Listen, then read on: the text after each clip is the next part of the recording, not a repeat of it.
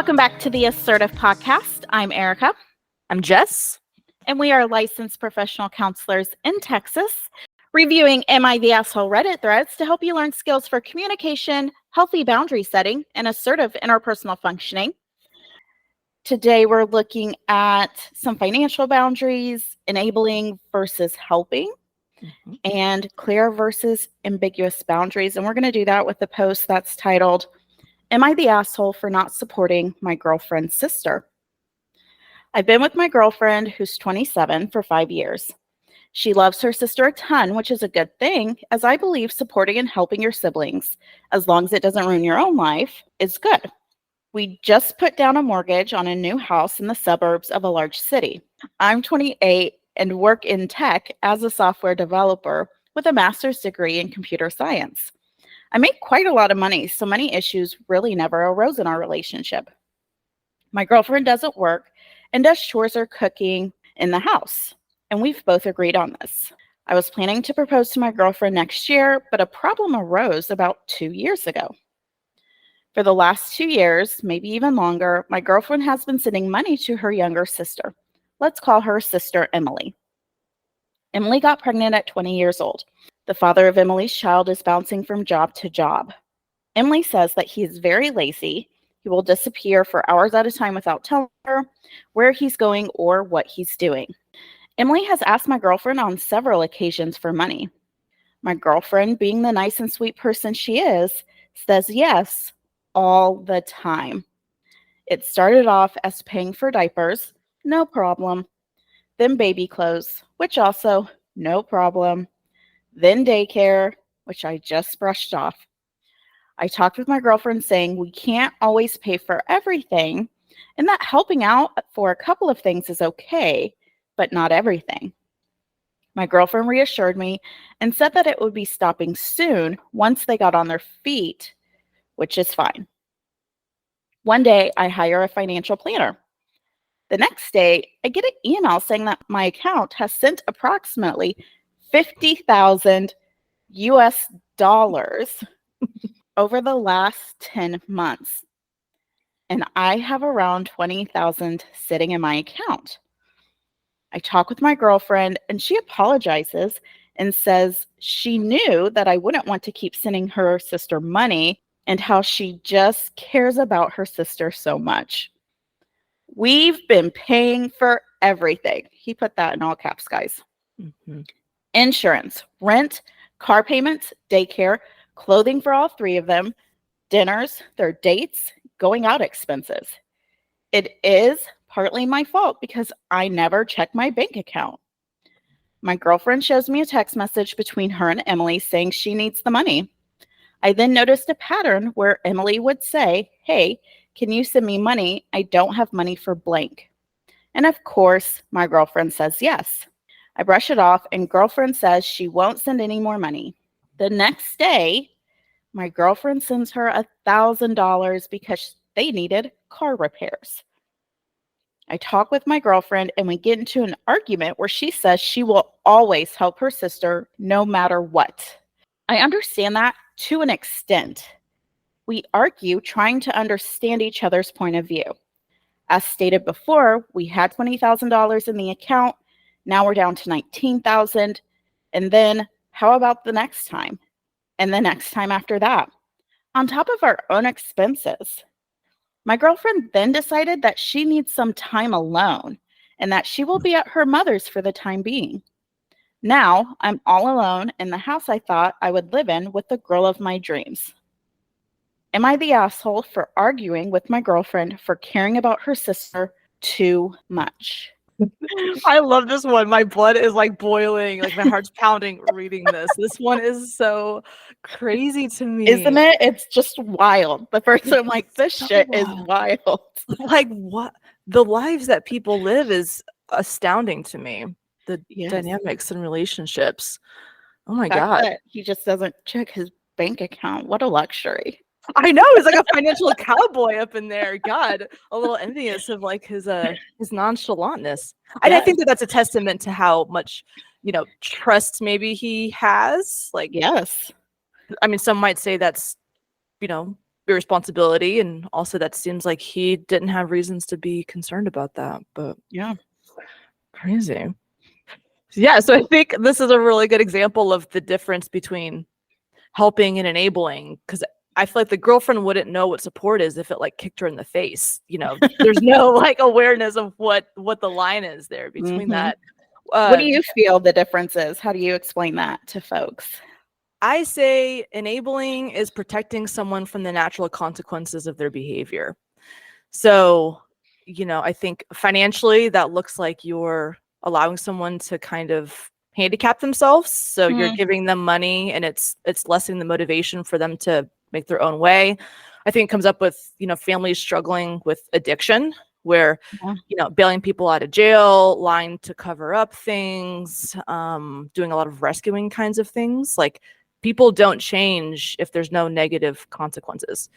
So, letting somebody fall and to have negative outcomes is what brings about modifications in behavior. So Mhm. the more that we like rescue somebody from that, the more this pattern is going to perpetuate.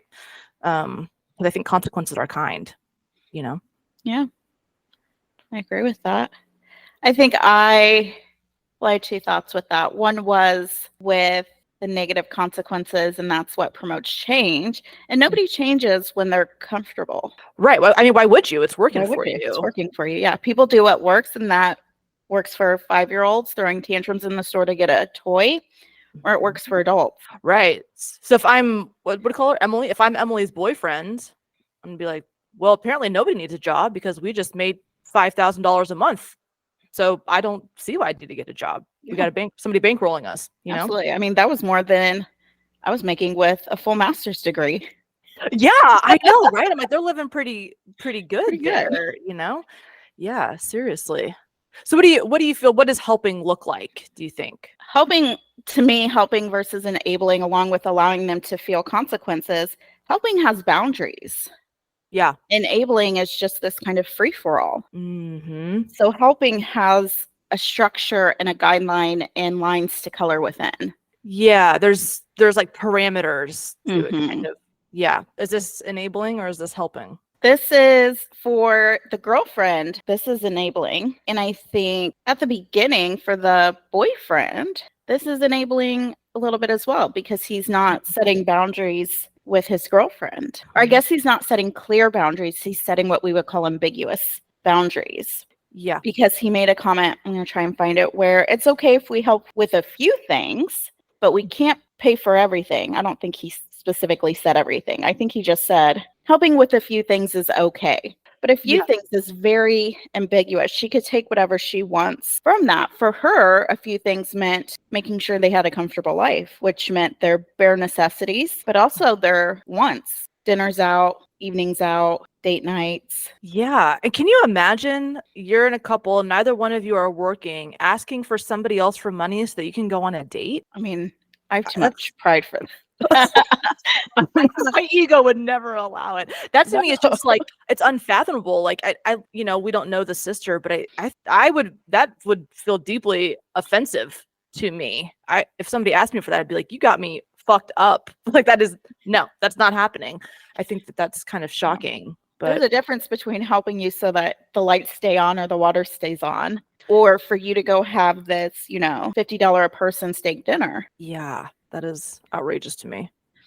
So it sounds like where he was being kind of vague when he says we can't pay for everything, so that would mean like, well, some things. What do you think, like, in a different world, if this had been approached from a helping versus enabling, what would have looked differently here, you think? I would specifically either set a dollar amount, Okay. like this is how much we can help a month, and put a dollar amount on that, and then let them decide what they want to divvy that up on. Are they paying the daycare with that? Are they going to dinners with that? Okay, that's a good approach. So I mean, I'll give you $1,000 a month, whatever you do with it. That's your don't come asking for more. If you Okay. run through that, I'm not giving you any more. Okay. The other type of boundary would be an overall limit on how much you would loan. Mm-hmm. Okay. And I think there's a difference between helping and loaning. So are we gifting this money?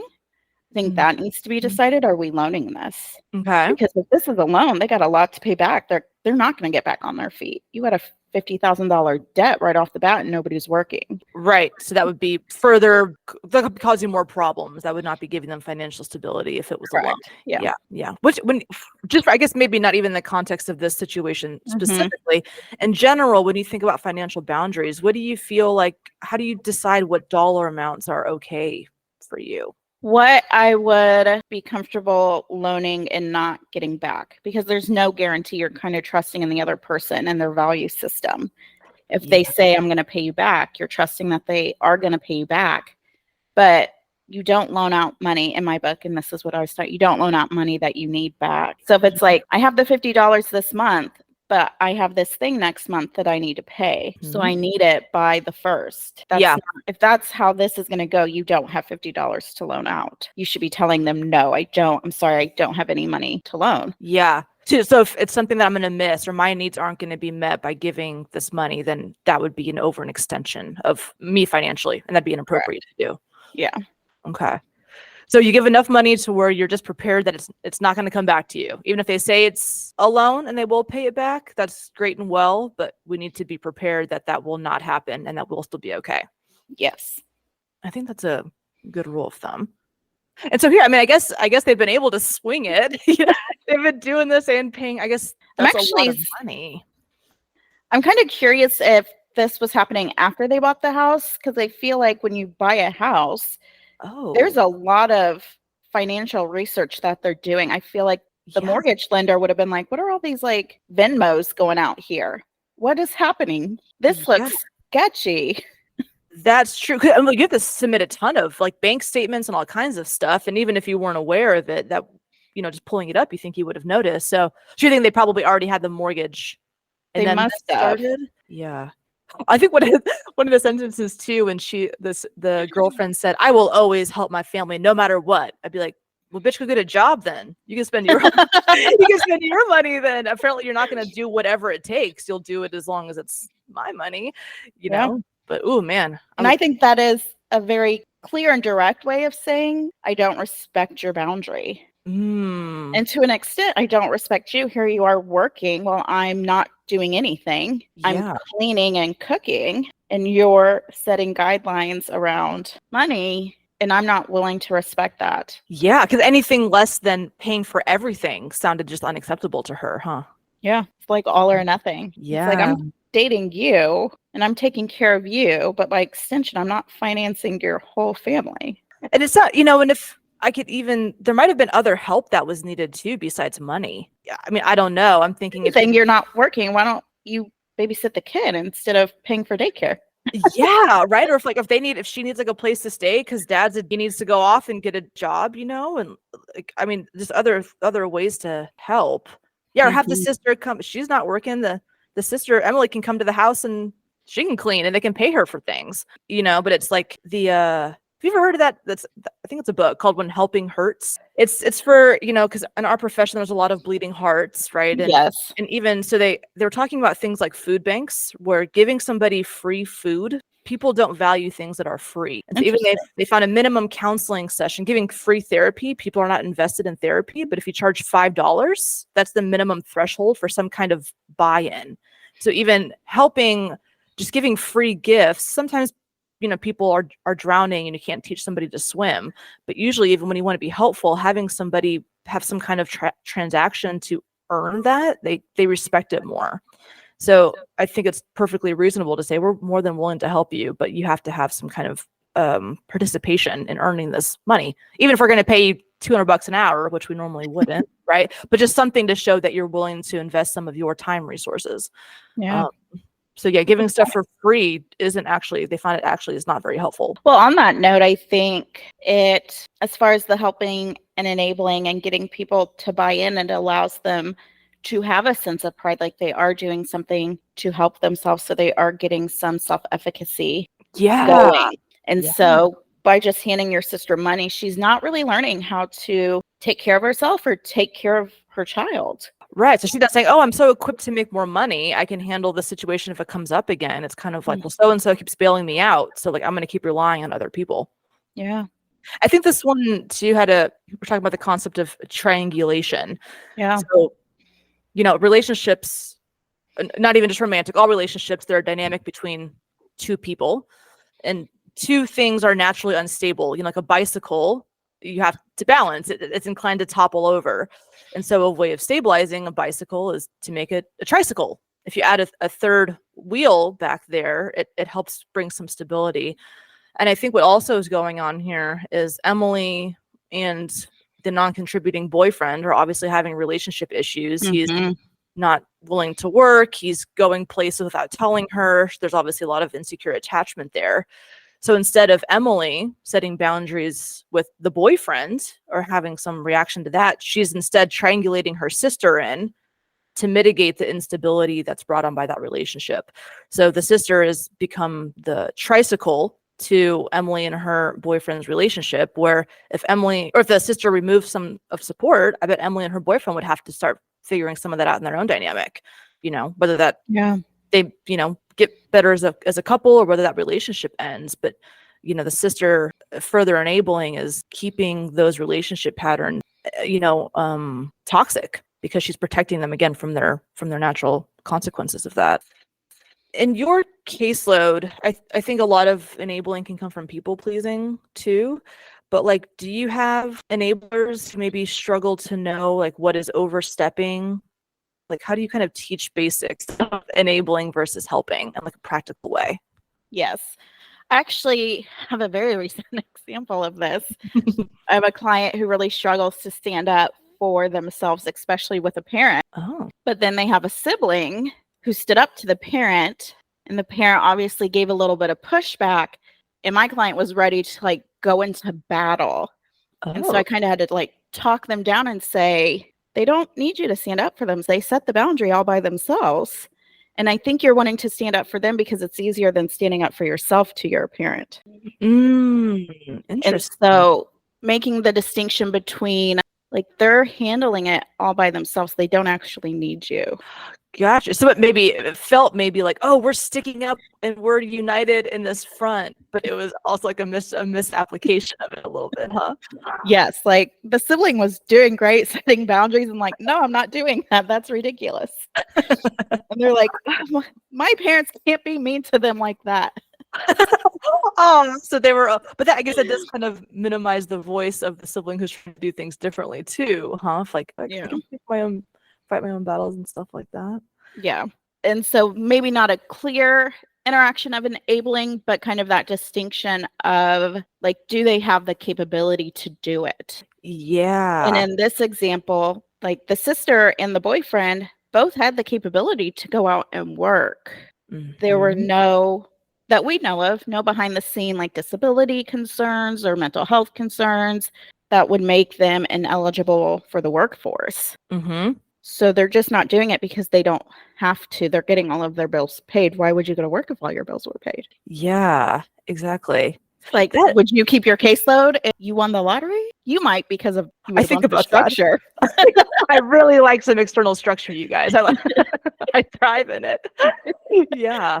But most people, I think I'm lucky in that I really found my job fulfilling, and I have a lot of work-life balance. But in most situations, I think most people wouldn't. Right? Yeah. Why would you? Yeah. Or you do something else with your time. That's a good point. That I think enabling comes from a place of thinking the other person is incapable. And so it's also it's depriving them of a little bit of dignity, I think, as well. And I think it's wrapped up in, of course, intentions. We don't want to see our loved ones suffer. We want to try to help, but it is saying you're telling them that they can't do this, or that they're not going to be okay with the consequences, which again, we talk about self-efficacy. Yeah. That's not a helpful cycle to be in. Do you think that there's types of dysfunction where enabling is more likely? Like addiction always comes to mind for me. I think that's a really common pattern in that flavor of dysfunction. Have you noticed anything in addition to addiction? I would say, other than people pleasing, I don't know, because the other one I was thinking of, I think, is rooted in people pleasing. Okay.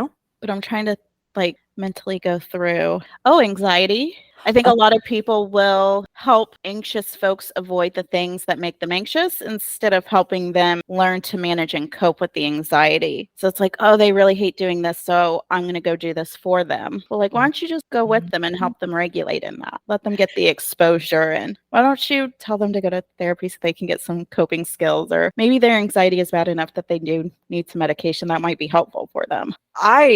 That one hits my family of origin as you say that. I won't give more details than that, but yeah, that's a really good point. That comes up a lot, I think, actually, the anxiety of wanting to rescue people from the emotion of it. Yeah. Which, and anxiety, this is, I guess, a little bit of a rabbit trail, but the more that you avoid the anxious trigger, the more anxious you become about it, right? Yes. So that pattern of anxious avoidance is fueling the anxiety. And so in that situation, it feels like you're protecting that person from anxiety, but you're making it worse in the long run, which I guess that's why the bad thing of enabling overall. So yeah. But so, and not everything here is awful. What do you think are maybe some things that went well? He took accountability. I like that even when he was talking about how frustrated he was, I think it was even in the paragraph where he started it off in all caps. Yeah. Part of it, he ended that kind of paragraph with, it is partly my fault because I never check my bank account. So he did take accountability, and I think it could have been really easy for him to blame her and put all of that on her. And we see that a lot in the posts we've done to date, where it's like, you are partly to blame, and nowhere in this post are you saying that. This is probably the first one we've seen where they're stepping up and saying, like, part of this is my fault. I think that's a good point. I appreciate that too. I like, there was a sentence, he says, we argued trying to understand each other's point of view. I think they say about 70% of conflict in marriage is reoccurring. They're arguments you're going to have over and over again. Yes. And the objective of resolving them isn't necessarily to not have that argument happen again. It's going to be something that probably keeps happening, but the point is to understand where each other are coming from. And so I think in terms of like this kind of perpetual issue, the fact that they're arguing, trying to understand each other's point of view, I think is what they should be doing in that situation. Yeah. So I was kind of impressed with that also. Accountability. And I think, too, he confronted her. She blew it up that this is what support is. How dare you? And then she left. And I think that is just when you set a boundary and somebody threatens to like leave the relationship or really kind of reacts pretty big to that. I think that that's like a red flag, and you can feel of like, what the hell just happened? Of somebody just disregarding your boundaries like that. Anything else you feel like they did well? He nipped it in the butt pretty quick. Like once the financial planner talked to him, it was like next day. He's talking to her saying, this is unacceptable. What are you doing? And he attempted to stop it. And then it sounds like later that day, sister's asking for more money. He's like, we're not doing this. She's like, okay, we're not doing this. And then sends it anyway. Yeah. And so then he's like, this isn't working. We have to have a bigger discussion. And so he did not shy away from that conflict. He stepped up each time that it was brought to his attention. Yeah. So once he had awareness, he kind of set a baby boundary, which was just saying, I'm not okay with this. That didn't go well. And so then he further clarified and further enforced his boundaries as they were violated. How to do that. Yeah, I agree with you. What were some of the pitfalls that happened here? I mean, there were a lot of pitfalls. So where do we start here? Yeah.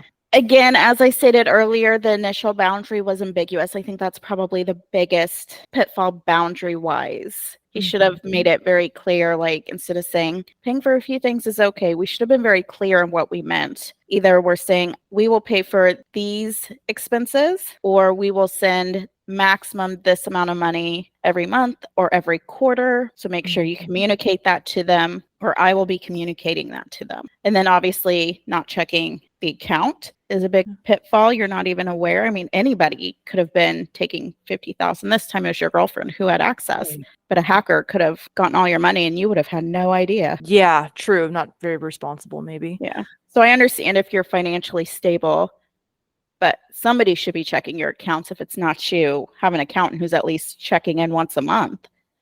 I guess, obviously there's going to be some variance just couple to couple. What is your thought about this level of financial and like household integration? Do you have any kind of guidelines on how blended people should be? I think that is really based on their comfort level. He was obviously very committed to the relationship. They purchased a house with the intent for them living and growing in it. Yeah. He talked about planning to propose, and he imagined being married to her. So he was fully committed. And so I think the integration of finances was him further showing his commitment to the relationship. Okay. So with their level of commitment, this was appropriate integration for them. It was appropriate had they maybe set some guidelines up front. Yeah. I feel like they integrated their finances without maybe having a discussion of their financial goals. That's kind of what I was thinking. They needed to, hey, this is a shared resource. How do we, what does money, money is symbolic. I always ask client, what does money mean to you? You know, where it's not like she views money as support and he views money as like freedom, maybe. And the, you know, those mixed symbolisms cause some disagreements in how that money is being allocated. We talked earlier about maybe some red flags with a girlfriend as far as like you set the boundary and then she leaves. I think the blatant disregard early on is I'm always going to help my sister is a red flag. I think at that point I would have been really meticulously watching my account. Yeah. Because you would have been like, oh, I suspect that she's going to keep doing this. Yeah. But I think maybe one of my bigger issues is when he did see like the dollar amount and actually confronted with the dollar amount. Because if you're doing 1,000 or a couple hundred here and there, you probably aren't keeping a tally. She may have no idea about like finances or financial planning or budgeting. Right. I don't know how much the sister does. The sister's struggling with her finances. So maybe this just wasn't a skill they were ever taught. So she may not be keeping a tally in her head of how much money is being sent out. But then your boyfriend confronts you and gives you a dollar amount of 50,000. I would probably have a heart attack like, holy shit. Yes, maybe she was like overwhelmed, like, oh my God, I did not realize it was that bad. Well, I don't think she was overwhelmed because then the next day she sends out 1,000. It's like compulsively, she just can't help herself. Yes. So I think the fact that she literally said, I'm not sending any more, and then turned around and sent $1,000. I'm not sure I would be having any further discussions at that point. I think we've already had these conversations a few times. You looked me in my eye, said you weren't sending any money out, and then you sent 1,000, which maybe in her eyes, because we have 20K sitting in the account, not a lot. But when you had 70K 10 months ago. Right? So maybe she's thinking, oh, that's not a lot of money. Yeah. That's a Like, ton it's of not money. a little amount. Yeah. That's a do it. So I'm thinking at that point, I would be stopping access to my bank accounts at that point immediately. Oh, yeah. I'm changing the passwords. I'm canceling the cards. If her name's on the account, I'm going to leave a couple hundred in there because she's not working. I maybe don't want to leave her completely stranded. He loves her. Yeah. So I'd leave a couple hundred in there, and I'm opening a separate account without her name. My direct deposit is going in there. The now 19K, majority of it is getting transferred over. And when her shit starts bouncing as she's trying to send money to her sister, she's going to hit a newsflash, and then she's going to want to go do things. And it's like, well, you sent all your money to your sister, so I don't know what to tell you. So I think, you're right. Like, this is getting into the point of, I think financial abuse can be confusing, but like, there's definitely a point you're saying, like, I would take protective measures. This person has let me know that they're not going to respect this. So I would remove access entirely, and we'd start having, I'd have to make like a safety plan. Yeah. After that. Now it's my job to teach you budgeting, and I'm going to do that by giving you this small amount of money, and you got to make it last for the month. And if you send it all to your sister the first week of the month, that's really going to suck for you. I don't know what to tell you.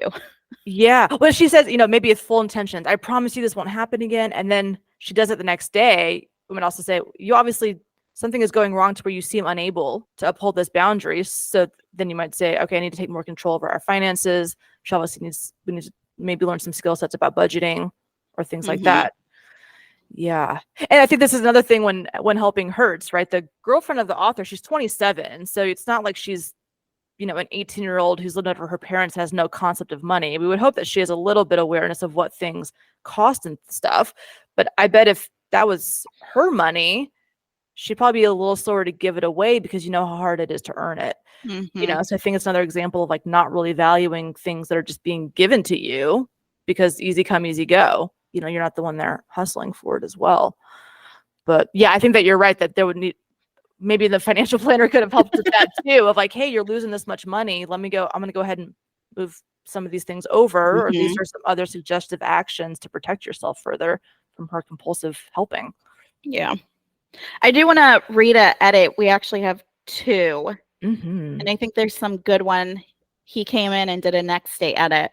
He says, "Thank you everyone for the support. I never thought that my situation would blow up to thousands of people." Everybody else on Reddit is like, "This is fucking wild." I'll try to answer some questions at best. He's very open. I make around 150 a year as a lead software developer. I'm going to pause here because I want to do the math, right? Basically, she gave away a third of his income in 10 months. What he makes in a full 12 years, she gave away a third of that in just 10 months. Full 12 months. Yeah. Awful. So That's crazy. isn't That's like what you, so that's like if the basically max like in your mortgage. 60,000 would be, That's like a decent income. Like that's like enough to, that's like median average income for, I think a lot of areas in the United States, like 62 yes, grand or whatever. yes. That's which is the whole family's expenses. Yes. And they're not like living in poverty off of that, As someone who has no kids, dogs, or any major responsibility besides myself and my girlfriend, I never checked my account. She comes from a cultural family where family is everything and money is just paper. So that may have been a piece to the puzzle we missed. She texted me earlier saying how it should always be family first and that money didn't mean anything without family, and how we should help close family like siblings in their time of need. At this point, I told her I needed time to myself and told her not to come back until I'm ready to talk. I apologize if my sentences aren't making sense, as whiskey is my only friend right now. Poor guy. I forgot to mention we started dating before all the money came into play, so I did trust her. I'm more sad by the betrayal than the money. Money will come back, but time will never come back. 5 whole years in the relationship, my proposal plan, my life plan, my future kids I dreamt about with her, just gone. All the things we've said to each other, all the late night wine drunk times we spent, all the dates, all the flowers I gave her. I really tried with all my power to be the best man she can have. I would have trusted her with my life, and what do I get back? 50,000 gone. Oh, his heart's broken. It is. It's sad for him. It's interesting, this last line, he talks about, what do I get back? 50,000 gone. I think this is hard for him because he feels like this meant a lot to him, and for her it meant money.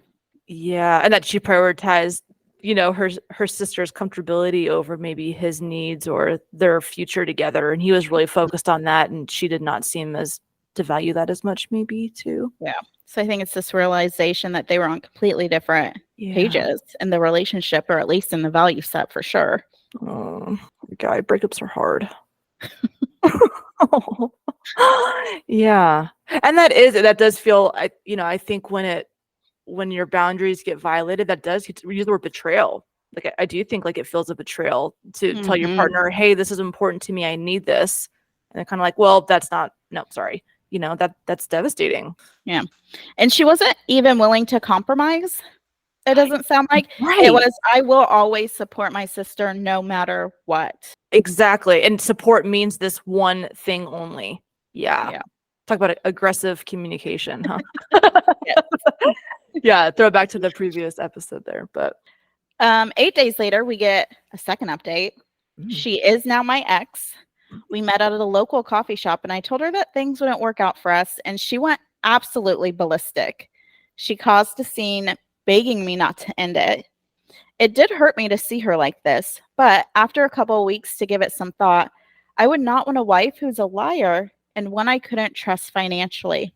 I left a $100 bill on the table and left, but she followed me down to my car. She begged and told me she wouldn't send any more money to her sister and how she would do anything for us to be together. It was hard, but I stayed strong. She picked up her belongings the other day, and I almost had to call the cops because she wouldn't leave. She first tried everything from sexual favors, begging, crying, Then it turned to screaming that I ruined her life, to even saying without her, I wouldn't have gotten to where I am now because of her, quote, support. I stayed strong, and when I left, I just broke down sobbing. Oh, and when she left, I just broke down sobbing. For those wondering, I'm not going to press charges because all I want is for her to leave me alone. I don't want anything to do with her. I don't want to see her face again. The money will come back as it's just me, a house, and 2 paid off cars. It does get lonely, so I'm thinking of getting a puppy, a Doberman, for those wondering. Mm-hmm. Thank you, everyone, for all of the suggestions, and a lot of you really had me thinking about my decisions, and I definitely learned a lot of valuable lessons. Oh, I should probably read some of the comments, too. It sounds like he was really being like, I'm making life decisions based off the feedback from his friend. You know, I mean, I think that this show, like, obviously she had some underlying crazy that really, I was going to say dysfunction, but yes. We use the clinical term of crazy, not derogatory at all, right? But I think like this is consistently how she responds to boundaries, right? Just freaks the fuck out. And you know, it's once she realized her needs weren't going to get met and the relationship was going to end, she's kind of cycling through every manipulation technique, trying to figure out what's going to work and just throwing shit at the wall, you know. And I mean, that must have been really intense. I mean, good for him. That's hard when, you know, the easiest thing in the moment is just to give in, you know, to have that long-term goal in mind of actually making change. Because, you know, he's had a bunch of examples. They've had a lot of arguments. He's given her a bunch of chances to respect boundaries and do things different. And she chose not to until it was too late, you know? Yeah, absolutely. And I think for him, his biggest struggle is setting the boundary up front, because once he set the boundary, even though he acknowledged it was difficult, he was able to tolerate that distress and enforce the boundary and hold it. I think he did an excellent job. Yes, I think for a lot of people, that's the hard part. A lot of people will say, well, if this happens again, then I will need to do this. And then that follow through is lacking. Yeah. But not for him. So I think his maybe biggest hurdle is learning to set boundaries up front and being really secure in them. This one is maybe easier because it was tangible, right? It's like money and you could see your bank account slowly depleting, which may make it easier to have that motivation to enforce it versus when what's depleting is like emotional energy. Yeah, that's data, like hard and fast data, that boundaries continuing to get pushed there because your bank account's getting smaller. Yeah. I think one of the pitfalls that happens in boundary setting is almost kind of like making threats you don't intend to carry out, you know. And again, that's the difference between a threat and a boundary. And I also, you know, he didn't use the breakup as a way to saying, if you don't do this thing, I'm going to break up with you. That was kind of just a natural outcome of her continuing disregarding his boundaries, you know. And he didn't even set boundaries that he felt like he was going to backtrack on.